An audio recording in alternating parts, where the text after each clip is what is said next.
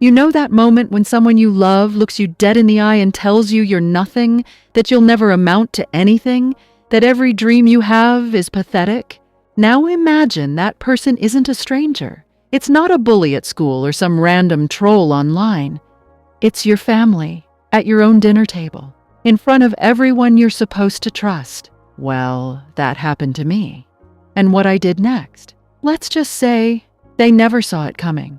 Let me set the scene. I'm 28 years old. I've spent the last 6 years building my graphic design business from scratch. Late nights, rejected pitches, instant ramen for breakfast, lunch, and dinner. I'm not rich yet, but I'm surviving. I'm proud. My family? They never got it. To them, I was the black sheep, the one who didn't go to law school like my brother, the one who didn't marry a doctor like my sister. I was the artist, and in their eyes, that was just a nicer word for failure. So when my mom invited me to a family celebration dinner, I thought, maybe, just maybe, they were finally ready to see me differently. I was so wrong. I walked into that restaurant in my best dress, heart pounding with hope.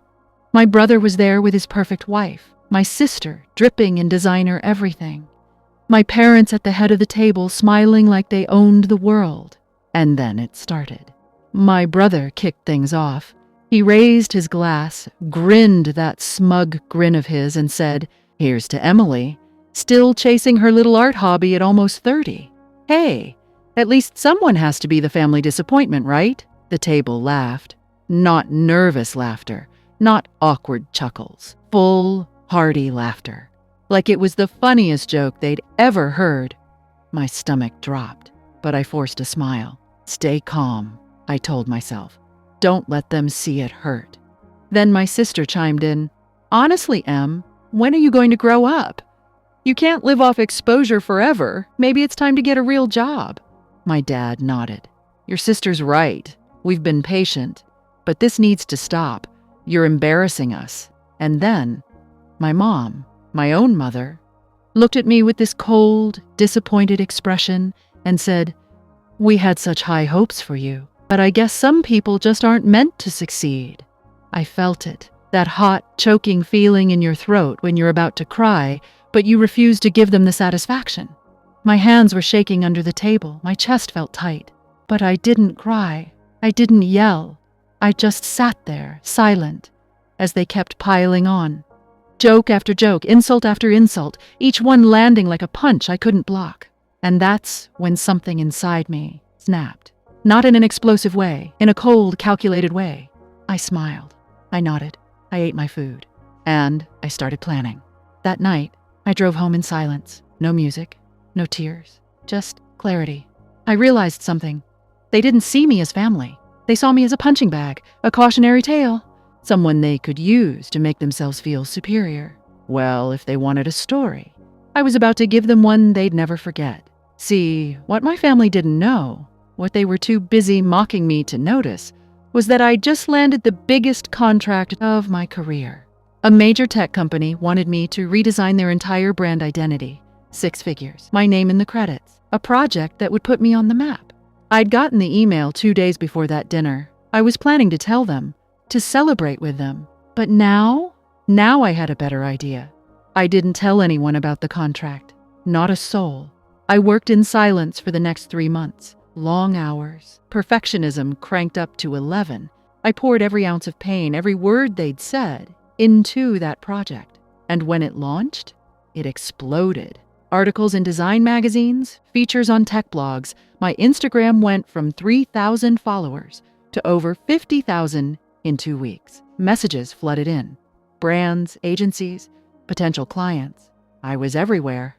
And my family? Radio silence. Until my mom called. Mom, hi, sweetie. We saw your work online. It's amazing. We're so proud of you. I let the silence hang for a second. Then I said, calm as anything. Really? Because 3 months ago you told me I'd never succeed. Mom, oh honey, we were just joking. You know how we are. Me, no, Mom, you weren't joking. You meant every word. And you know what? I'm glad you did. Mom, what? Me? Because now I know exactly who you are. and I'm done pretending we're a family." I hung up. My hands were shaking again, but this time, it wasn't from pain. It was power. A month later, my brother texted, "Big family event. His promotion celebration. Would I come?" Every instinct screamed no, but I knew this was my moment.